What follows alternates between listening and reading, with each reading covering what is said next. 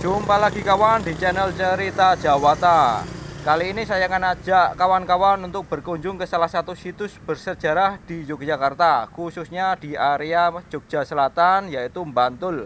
Nah, tempat ini pernah menjadi persembunyian Pangeran Diponegoro pada saat Perang Jawa 1825 sampai 1830. Tempat yang akan kita datangi ini berbentuk sebuah gua, namanya Gua Selarong. Dan kampung di sini namanya adalah Kampung Selarong.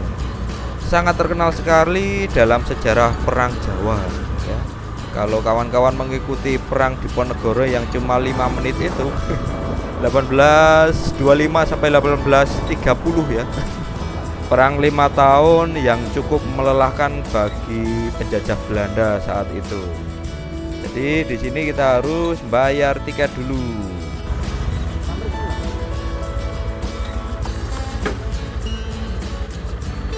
Tiketnya cukup Rp6.000 untuk satu orang, belum termasuk parkir.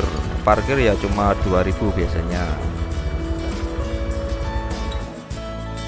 Untuk mendatangi Gua Selarong ini sampai sekarang tidak ada angkutan umum yang langsung menuju ke sini, terutama dari kota Yogyakarta. Jadi paling bagus memang harus menggunakan kendaraan pribadi atau menggunakan Grab dan Gojek yang sekarang menjadi transportasi yang paling efisien dan murah untuk kemana-mana. Gua Selarong ini dulunya sepi, tapi sekarang dengan adanya promo-promo dari Pemda setempat, makin banyak orang mendatangi gua ini.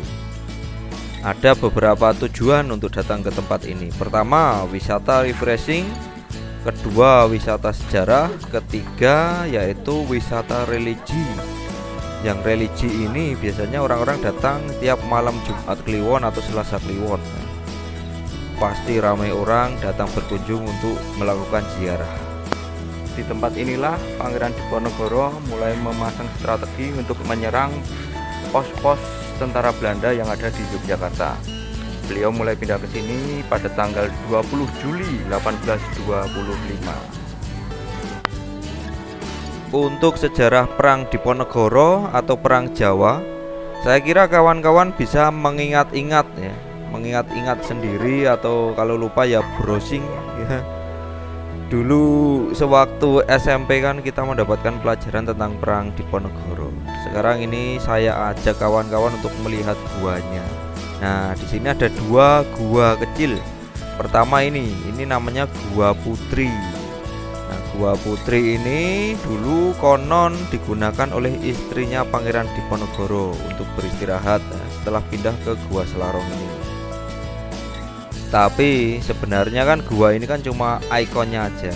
Jadi pasukan dan keluarga Pangeran Diponegoro mereka itu dulu bersembunyi di tempat ini, di samping kanan kiri gua ini. Nah, guanya kan di atas ini seperti benteng pertahanan ini. Kemungkinan yang terjadi sebenarnya kan Pangeran Diponegoro dan pasukannya mereka membuat bangunan semi permanen di atas gua ini atau di sekitaran gua ini yang berlokasi strategis dan tidak mudah ditemukan ya. Banyak mitos-mitos dan cerita-cerita yang berkembang dari masyarakat sekitaran sini. Misalnya banyak orang ziarah itu. Kadang kalau mereka ziarah pada malam Jumat Kliwon atau Selasa Kliwon itu, beberapa orang mendengar suara gending-gending Jawa yang berasal dari sekitaran gua ini. Beberapa penduduk dusun Gua Selarong ini pada malam hari juga kadang sering mendengar derap kuda dan pekikan kuda. Jadi mereka percaya bahwa derap kuda dan pekikan kuda itu berasal dari kudanya Pangeran Diponegoro dan pasukan-pasukannya yang sedang berbaris atau sedang persiapan di depan gua ini. Ini adalah gua kedua ya. Gua kedua namanya Gua Kakung atau guanya laki-laki. Nah, dan gua ini memang dibuat dulu, memang ada cerita gua ini memang dibuat oleh pasukannya Diponegoro sebelum mereka membuat bangunan semi permanen di sekitaran gua ini. Untuk mengunjungi gua ini bisa digabung dengan trip ke pantai selatan Yogyakarta. Bisa ke Pantai Baru, Pantai Gua Cemara, atau ke Pantai Depok, dan juga ke Gumuk Pasir Yogyakarta. Oke kawan, jas merah, jangan pernah melupakan sejarah. Jangan pernah melupakan jasa-jasa para pendahulu yang telah berjuang untuk memerdekakan negeri ini.